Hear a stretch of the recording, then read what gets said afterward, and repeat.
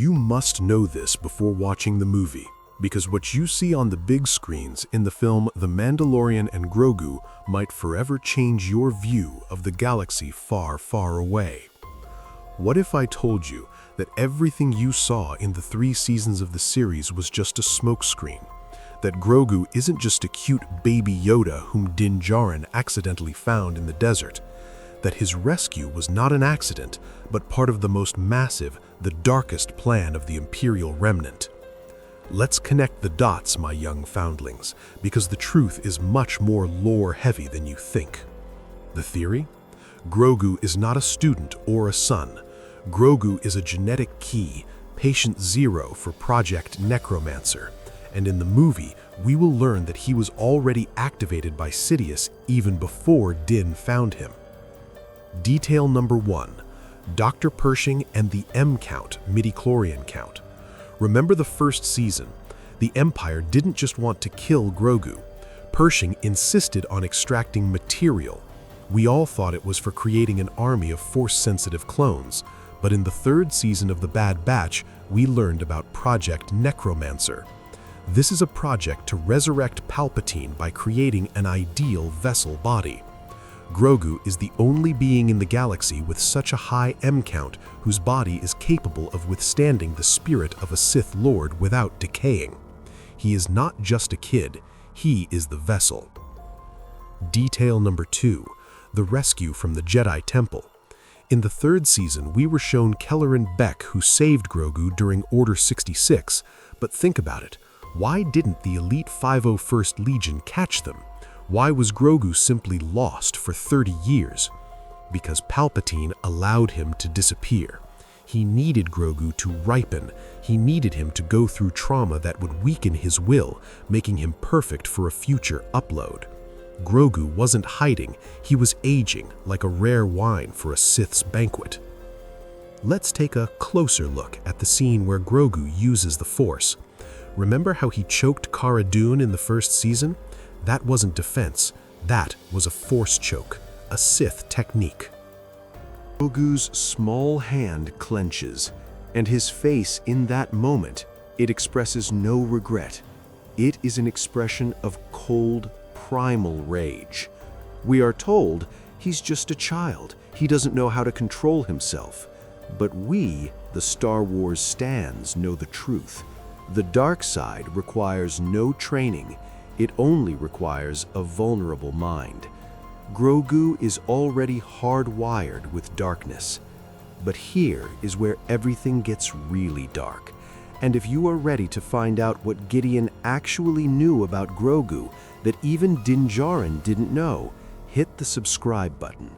Only 20% of my viewers are actually subscribed, and the others, well, maybe they are already on the Shadow Council's lists. Don't be a squib. Subscribe, and we will walk this way of the Mandalorian together.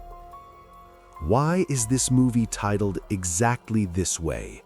Not The Mandalorian, but The Mandalorian and Grogu. Because it is a story of 2 warriors on opposite poles. Din Djarin is honor, tradition, Beskar. Grogu is chaos, the Force, unpredictability. In the movie, we will see how Moff Gideon, or his successors from the Shadow Council, activate a sleeping protocol in Grogu. Have you ever wondered why he hasn't spoken for so long? It's not physiology, it's a memory block. In his head are the coordinates of secret bases, cloning recipes, and perhaps access codes to Project Necromancer. Grogu is a walking flash drive with Imperial data, and Din Djarin, without knowing it, is guarding Palpatine's most valuable asset. Are you still with me? Good, because now we are entering a zone where the canon begins to crack at the seams. We all saw the flashbacks. We saw Master Kelleran Beck, yes, that same Ahmed Best, and that was a peak of fan service, saving Grogu during Order 66. He boards a Naboo craft and flies into the unknown. All the fans cried with happiness, but have you ever wondered why specifically Naboo? Let's connect our geek brain and link the dots that Din Djarin is simply unable to notice.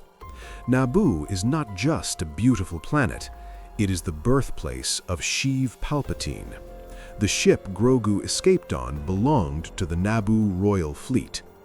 Our theory becomes even more dangerous. Kelleran Beck didn't save Grogu. He was fulfilling a secret mission for the Emperor's chancellery. The rescue operation was staged to evacuate Palpatine's most valuable asset from the temple, which was to be burned to the ground. Detail 3. Shadow Council. In the third season of The Mandalorian, we were shown the leaders of the Imperial remnant, Captain Pellaeon, Moff Gideon. They mentioned Project Necromancer. But notice how nervous they were when Grogu was mentioned. Gideon tried to create his own clones with Grogu's power, but he acted on his own. In the film, we will find out that the Shadow Council is only a smokescreen. Real control over Grogu always belonged to Palpatine's proxy agents on Exegol. Gideon was only a beta tester who was removed because he started to interfere with the main code. But here is where everything gets really dark. And if you feel that this deep dive into the lore is worth your credits, hit the subscribe button. Only 20% of my viewers are actually subscribed, and the rest, well, they've probably already been decommissioned by Admiral Thrawn's orders. Don't be a stormtrooper who always misses. Subscribe, and we'll hit the heart of the truth. And now to the main bombshell of the movie, the return of a legendary Jedi. Rumors are flying, and our sources at Lucasfilm, whom we of course will not reveal because this is the way, hint that in the movie Din Djarin and Grogu will encounter someone from the past. Who could it be? Mace Windu? Or perhaps Anakin Skywalker in the form of a Force ghost? But hold on, my theory says it won't be a happy ending return. It will be Mace Windu, but not the one we remember. Imagine a survivor, mutilated master who sees Grogu not as the future of the Jedi, but as a Sith threat that must be destroyed.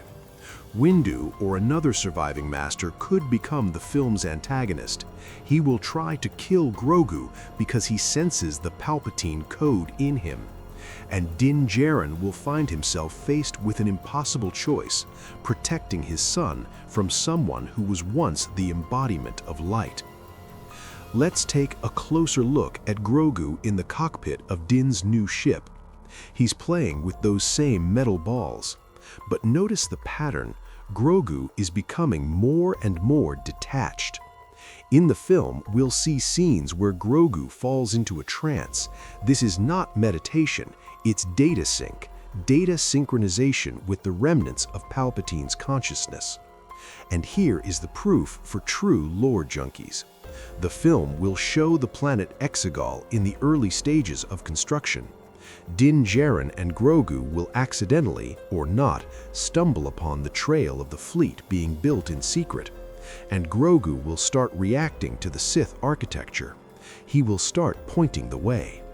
He's not leading Din to victory, he's leading him into a trap. Grogu is a beacon. Wherever he is, the Empire knows the coordinates.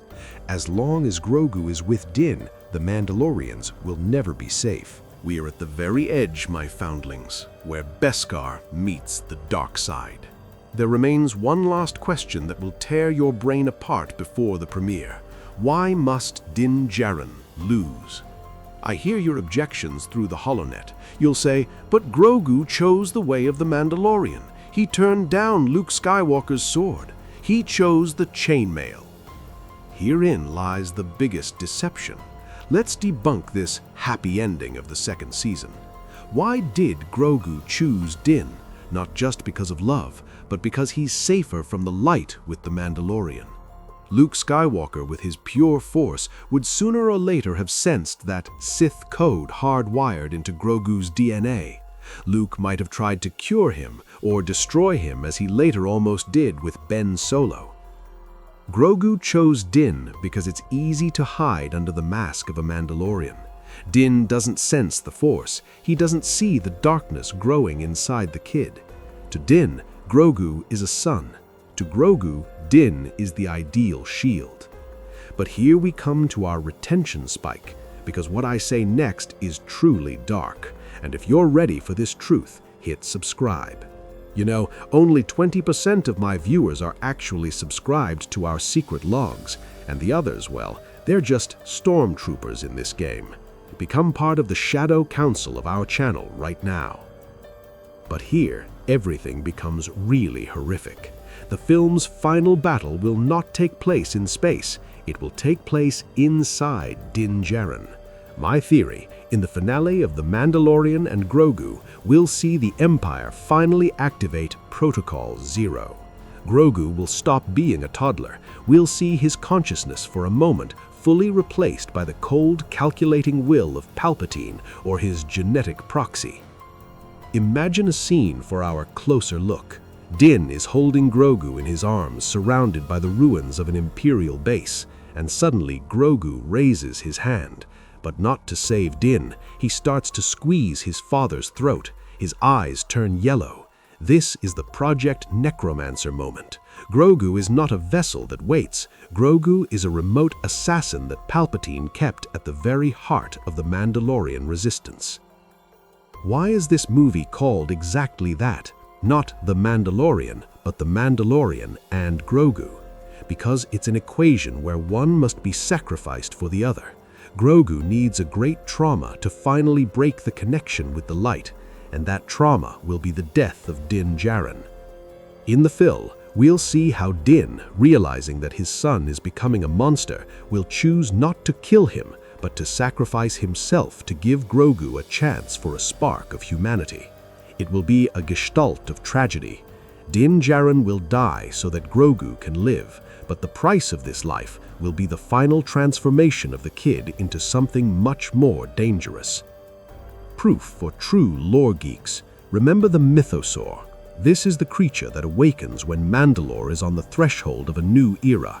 But who said this era would be bright? Grogu, riding the mythosaur in the film's finale, will become not a new Mandalore, but the first Sith Mandalorian. He will unite the two most fearsome forces in the galaxy. The new reality is this. The movie The Mandalorian and Grogu is not an adventure. It's a story of defeat. It's a tale of how the Empire used the love of a Mandalorian to raise its ideal heir. Grogu is not the future of the Jedi. He is the end of the way. Do you accept this new reality, or have I looked too deeply into the dark corners of the HoloNet? Can Din Djarin save his son from his own blood? Or does the way lead only into the abyss? Let's argue in the comments. Just be careful, because the Shadow Council spies may already be among us.